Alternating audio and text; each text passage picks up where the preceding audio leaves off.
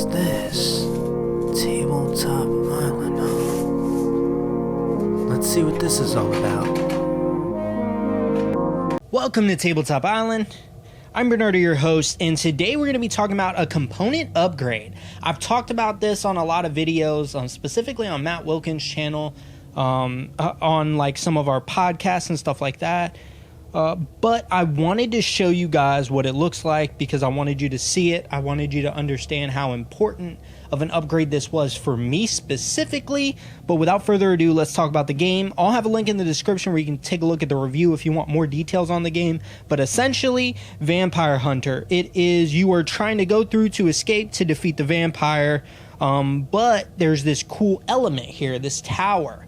This tower actually can light up blue and red. When it's in the center of the board and it lights up red, that means day, blue means night. However, the light on the board or the light from the tower actually changes the effects on the board and the tiles. As you see there, it's almost like that 3D kind of look there. So the red will reveal the red, and then the blue will reveal the blue.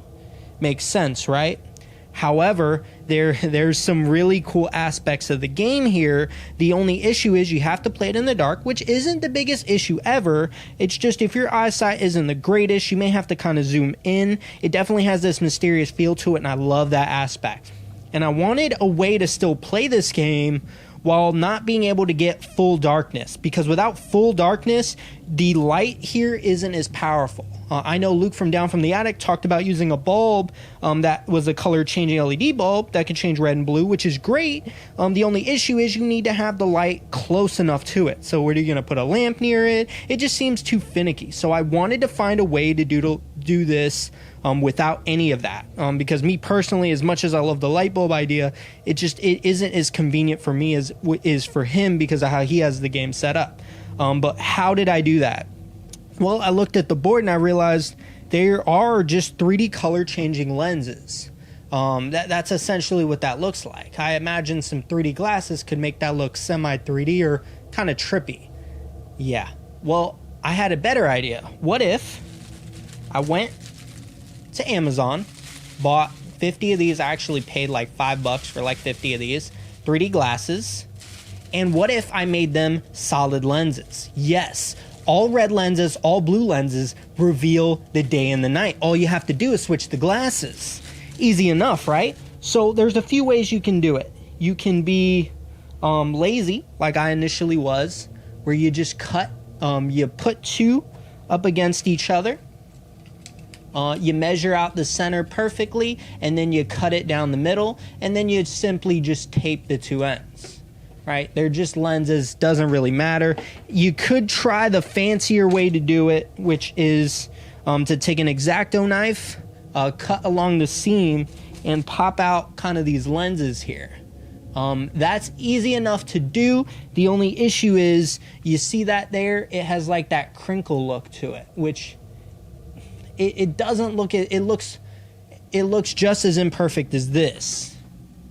Right? That line is an obvious cut with tape, kind of. I mean, you can see it if you're looking for it, but again, you're still going to be playing in maybe like a darkish setting. It doesn't have to be complete darkness or complete pitch black. And honestly, I know what you're thinking. Bernardo, the whole point is to be submerged in darkness while you play this. Well, this is just as freaky, honestly enough, because this submerges you still into that, sorry, I think words are hard.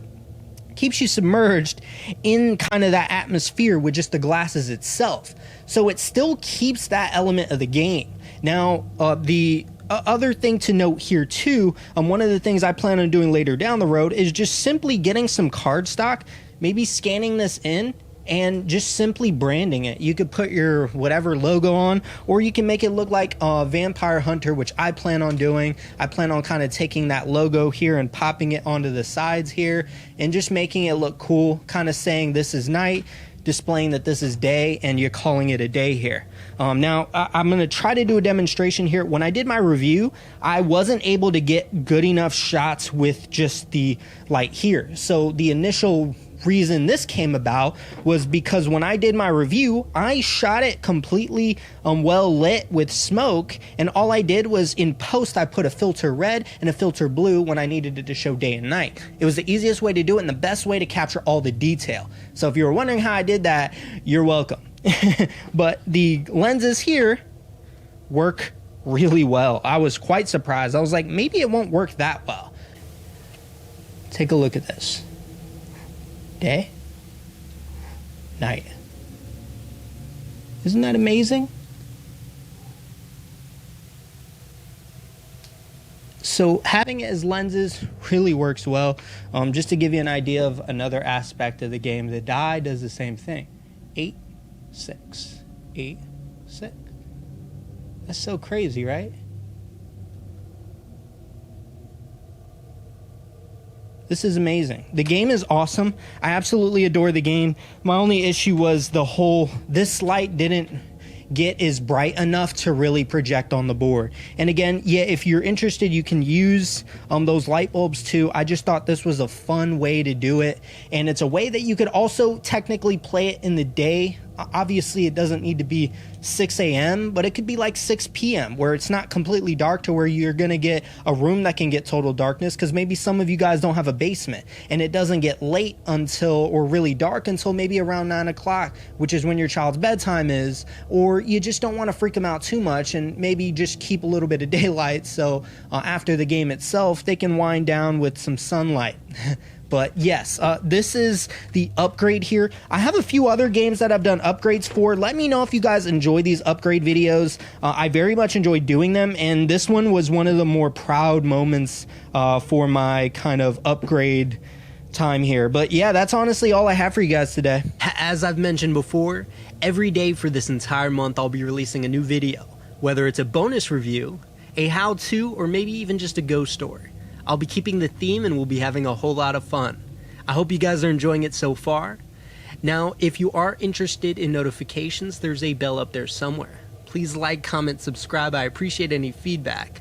I'm trying to make these videos more and more outrageous, and with your guys' help, I have been doing so. As for the regular schedule, we have Monday, regular board game reviews, Wednesday, weekly update / talks, and then on Fridays, my vintage board game reviews. That is all I have for you guys today. I'll see you guys next time.